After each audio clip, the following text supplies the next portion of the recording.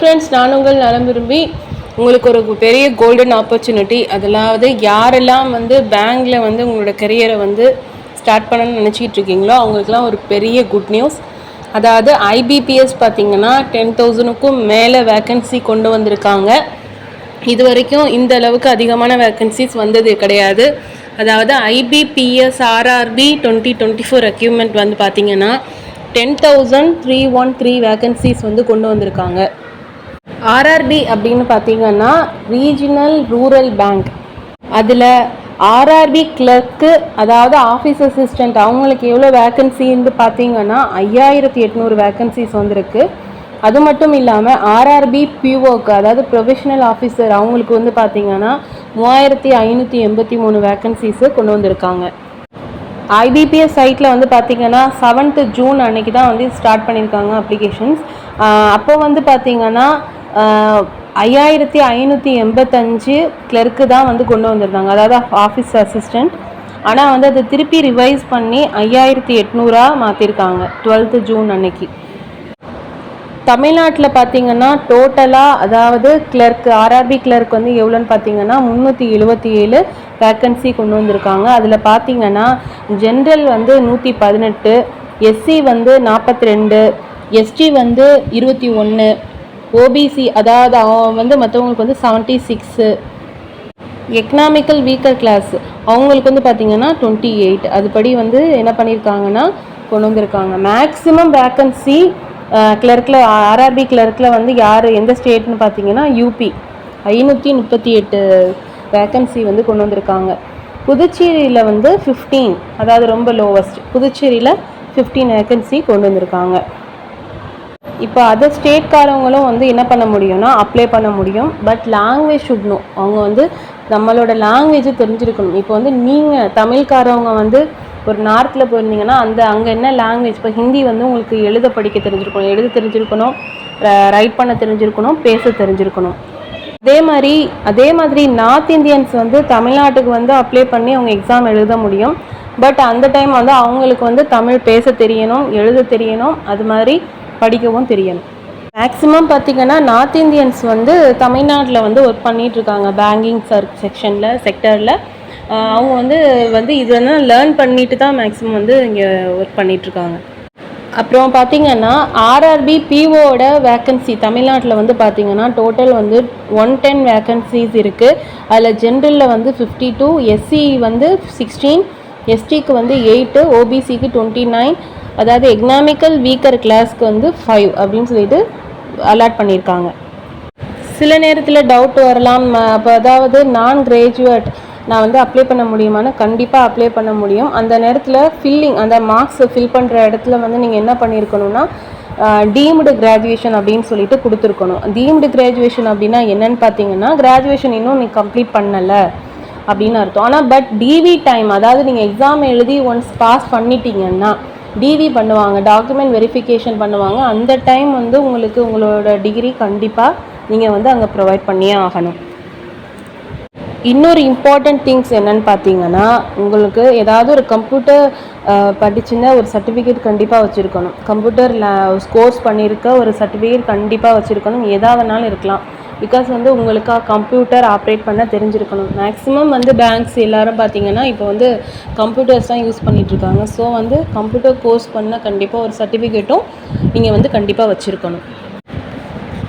June 7 தான் உங்களுக்கு application start பண்ணியிருக்காங்க. இதோட லாஸ்ட் டேட் என்னன்னு பார்த்தீங்கன்னா 27 June வரைக்கும் லாஸ்ட் டேட்டு. அதுக்குள்ளே நீங்கள் எவ்வளோ முடியுமோ ஏழையாராக நீங்கள் ஆன்லைனில் போயிட்டு அப்ளை பண்ணிக்கோங்க.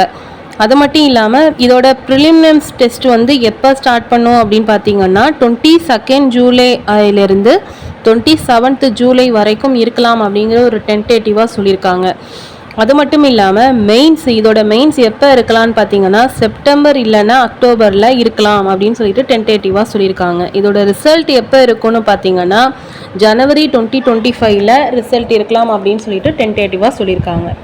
இதோட ஏஜ் லிமிட் பற்றி பார்த்தோன்னா குரூப் பி, அதாவது ஆஃபீஸ் அசிஸ்டண்ட் இருக்காங்கல்ல, அவங்களுக்கு 18 இயர்ஸ்லேருந்து 28 இயர்ஸ் வரைக்கும் இருக்கணும். அதாவது அவங்களோட டேட் ஆஃப் பர்த் 1996லேருந்து 1991லேருந்து 2006 வரைக்கும் இருக்கணும். 1996 2006 வரைக்கும் இருக்கலாம். அதாவது அதுக்குள்ளே பிறந்தவங்க வந்து இதில் வந்து நீங்கள் அப்ளை பண்ண முடியும். ஆஃபீஸ் ஸ்கேல் 1, அதாவது ஆஃபீஸ் ஸ்கேல் 1 பிஓ அவங்களோட ஏஜ் லிமிட் பார்த்தீங்கன்னா 18 இயர்ஸ்லேருந்து 30 இயர்ஸ் வரைக்கும், அதாவது அசிஸ்டன்ட் மேனேஜர் அப்படின்னு சொல்லுவாங்க. ஆஃபீஸ் ஸ்கேல் 2 அதாவது மேனேஜர், அவங்களோட போஸ்டிங் என்னென்னு பார்த்தீங்கன்னா மேனேஜர். ஆஃபீஸ் ஸ்கேல் 2 வந்து மேனேஜர். அவங்களோட ஏஜ் லிமிட் என்னன்னு பார்த்தீங்கன்னா 21லேருந்து 32 வயசு வரைக்கும் இருக்கலாம். அதாவது ஆஃபீஸ் ஸ்கேல் 3 அதாவது சீனியர் மேனேஜர், அவங்களோட ஏஜ் லிமிட் என்னன்னு பார்த்தீங்கன்னா 21லேருந்து 40 வருஷம் வரைக்கும் இருக்கலாம். ஏஜ் ரிலாக்ஸேஷன் பார்த்தீங்கன்னா எஸ்சி எஸ்டிக்கு வந்து 5 இயர்ஸும், ஓபி நான் கிரிமினல் அவங்களுக்கு வந்து பார்த்தீங்கன்னா 3 வருஷமும், அதாவது ஹேண்டிகேப் டிசேபிள்டு பர்சன்ஸ்க்கு வந்து 10 இயர்ஸும், எக்ஸ் சர்வீஸ் மேன் அதாவது அவங்களோட எக்ஸ் சர்வீஸ் மேனுக்கு பார்த்தீங்கன்னா டோட்டல் சர்வீஸ் அவங்க இப்போ வந்து 18 வருஷத்தில் வந்து அவங்க ஜாயின் பண்ணியிருக்காங்கன்னா அவங்களுக்கு 20 வருஷம் டியூட்டி பண்ணுறாங்கன்னா அந்த 20 வருஷம் சர்வீஸை கழிச்சிட்டு 18 வயசுலேருந்து அவங்களுக்கு வந்து அவங்களோட இது ஸ்டார்ட் ஆகும்.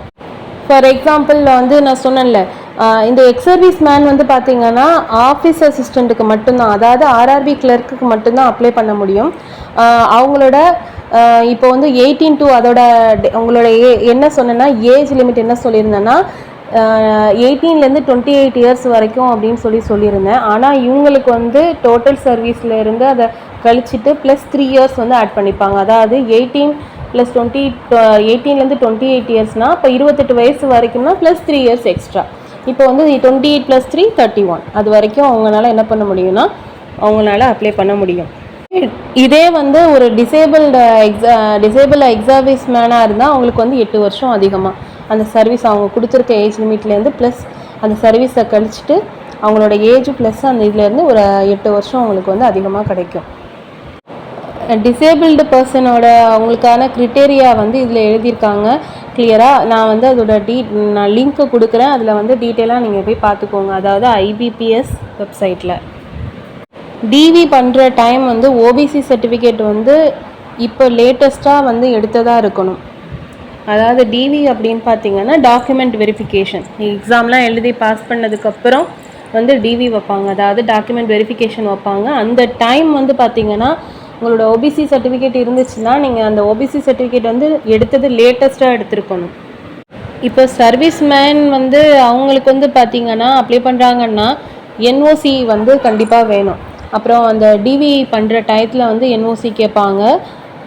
அது மட்டும் இல்லாமல் பெர்ஃபார்மாக பி சர்டிஃபிகேட் அப்படிங்கிறதையும் கேட்பாங்க, அந்த டிவி டைமில் கண்டிப்பாக கேட்பாங்க. இப்போ சர்வீஸ் மேன் எக்ஸ் சர்வீஸ் நான் வந்து சர்வீஸில் இருக்கேன், நான் சர்வீஸை வந்து விடணும், விட்டுட்டு நான் அந்த இதில் அப்ளை பண்ண நான் எழுதுகிறேன், பட் சர்வீஸை விட்டுருவேன் அப்படின்னா அவங்க வந்து இதெல்லாம் வந்து அவங்க ப்ரொவைட் பண்ணணும். என்ஓசி ப்ளஸ் பெர்ஃபார்மாக பி சர்டிஃபிகேட், அதாவது டிவி டைமில். அதாவது எக்ஸ் சர்வீஸ் மேனாக இருந்தால், அதாவது சர்வீஸ் அவங்களுக்கு முடிஞ்சிச்சு அப்படின்னு பார்த்தீங்கன்னா அவங்க வந்து ரிட்டைர்மெண்ட்டுக்கு அப்புறம் அதாவது பெர்ஃபார்மாக ஏ சர்டிஃபிகேட்டும் அதாவது லாஸ்ட் பே சர்டிஃபிகேட் ரெண்டும் வந்து கண்டிப்பாக வந்து அவங்க ப்ரொவைட் பண்ணணும் டிவி டைமில். அப்புறம் குவாலிஃபிகேஷன் பற்றி பார்த்தீங்கன்னா ஆஃபீஸ் அசிஸ்டண்ட்டுக்கு வந்து சிம்பிள் பேச்சுலர் டிகிரி இருந்தால் போதும் with working knowledge in computer. அதாவது உங்களுக்கு கம்ப்யூட்டர் வந்து ஓரளவுக்கு ஆப்ரேட் பண்ண தெரியும். கம்ப்யூட்டர் கோர்ஸ் சர்டிஃபிகேட் வச்சுருந்தாலும் ஓகே, அதுவும் வந்து அக்செப்டபிள் அது. பட் ஆனால் எக்ஸ் சர்வீஸ் மேனுக்கு வந்து பார்த்தீங்கன்னா 10th பாஸ் பண்ணியிருந்தால் போதும், அவங்களுக்கு வந்து டிகிரி தேவையில்லை, அவங்க வந்து என்ன பண்ண முடியும்னா அப்ளை பண்ண முடியும். சேம் குவாலிஃபிகேஷன்ஸ் தான் ஆஃபீஸர்ஸு சேம் குவாலிஃபிகேஷன் தான். யாருக்குன்னு பார்த்தீங்கன்னா ஆஃபீஸ் ஸ்கேல் 1 அப்படி அவங்களுக்கும் வந்து இதே குவாலிஃபிகேஷன் தான் வித் நோ எக்ஸ்பீரியன்ஸு தேவையில்லை. ஆனால் ஆஃபீஸ் ஸ்கேல் 2 வந்து அவங்களுக்கு வந்து பேங்கிங்கில் வந்து கொஞ்சம் எக்ஸ்பீரியன்ஸு இருக்கணும். அதாவது 2 இயர்ஸ் ஆகுது அவங்களுக்கு எக்ஸ்பீரியன்ஸ் இருக்கணும். அது மட்டும் இல்லாமல் ஃபினான்ஷியல் இன்ஸ்டியூஷன், பேங்கிங் இல்லைன்னா ஃபினான்ஷியல் இன்ஸ்டியூஷனில் அவங்களுக்கு வந்து ஏதாவது ஒரு ஆஸ் ஆஃபீஸராக வந்து அவங்க இருக்கணும். அந்த குவாலிஃபிகேஷன் அவங்களுக்கு வேணும்.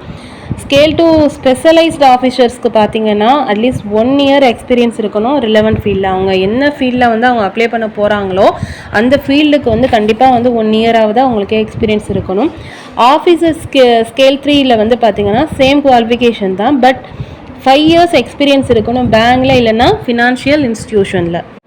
ஃபீஸ் பற்றி பார்த்தோன்னா பிஓக்கு வந்து அதாவது ப்ரொஃபஷனல் ஆஃபீஸருக்கு ஜென்ரலுக்கு வந்து பார்த்திங்கன்னா 850 rupees ப்ளஸ் ஜிஎஸ்டி அதோட சேர்த்து 900 தக் வரலாம்.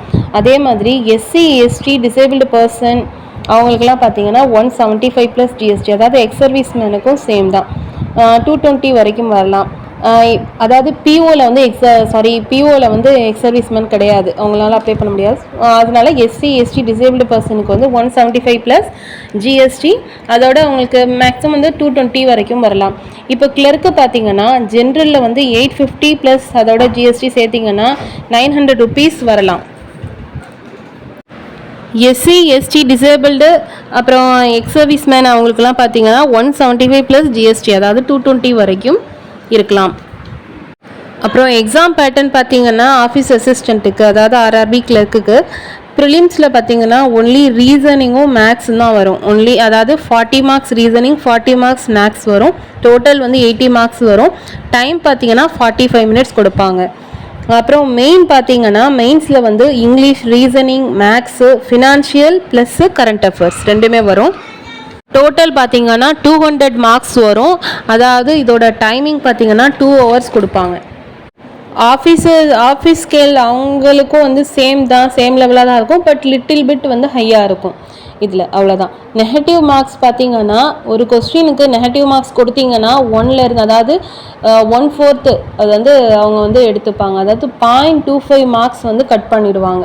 ஸோ அதனால் உங்களுக்கு ஒரு கொஸ்டினில் வந்து டவுட் இருந்துச்சுன்னா அந்த கொஸ்டினை வந்து சும்மா ஜஸ்ட்டு சூஸ் பண்ணிடாமல் அதை அப்படியே விட்டுட்டிங்கன்னா ரொம்ப நல்லது. ரொம்ப யோசிச்சு இதில் வந்து ஆன்சர் பண்ணணும். இல்லைனா நீங்கள் எடுத்த மார்க்லேருந்து 0.25 கட் பண்ணிகிட்டே போவாங்க. Once if you are giving wrong answer then. அப்புறம் இன்டர்வியூ வந்து பிஓக்கு மட்டும்தான் இன்டர்வியூ வைப்பாங்க. கிளர்க்குக்கு வந்து எந்த விதமான இன்டர்வியூவும் கிடையாது. இப்போ வந்து ப்ரிலிம்ஸ் கிளியர் பண்ணணும், அதுக்கப்புறம் கிளர்க்குக்கு பற்றி நான் சொல்லிகிட்ருக்கேன். அவங்களுக்கு அப்புறம் மெயின் கிளியர் பண்ணணும், அதுக்கப்புறம் பார்த்திங்கன்னா டிவி வந்து கால்ஃபர் பண்ணுவாங்க. டிவிக்கு வந்து கூப்பிடுவாங்க. அதில் உங்களோட டாக்குமெண்ட் எல்லாமே வெரிஃபை பண்ணுவாங்க. அதோட உங்களுக்கு முடிஞ்சு அதுக்கப்புறம் ஜாயினிங் டேட்டு ட்ரைனிங் டேட் கொடுப்பாங்க. அதுக்கப்புறம் உங்களுக்கு ட்ரைனிங் ஸ்டார்ட் ஆகிடும். ஆனால் பிஓக்கு அப்படி கிடையாது.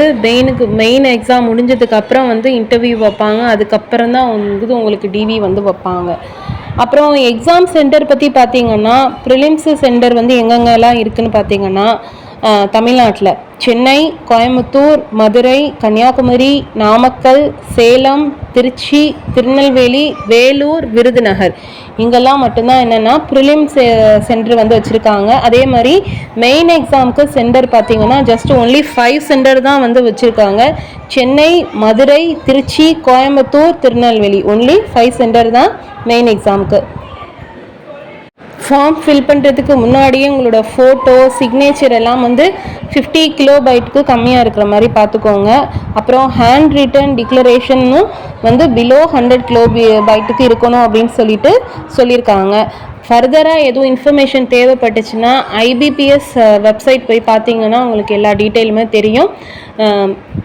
மை டியர் ஃப்ரெண்ட்ஸ், இது வந்து ஒரு பெரிய கோல்டன் ஆப்பர்ச்சுனிட்டி. தயவு செஞ்சு யாரும் மிஸ் பண்ணிடாதீங்க.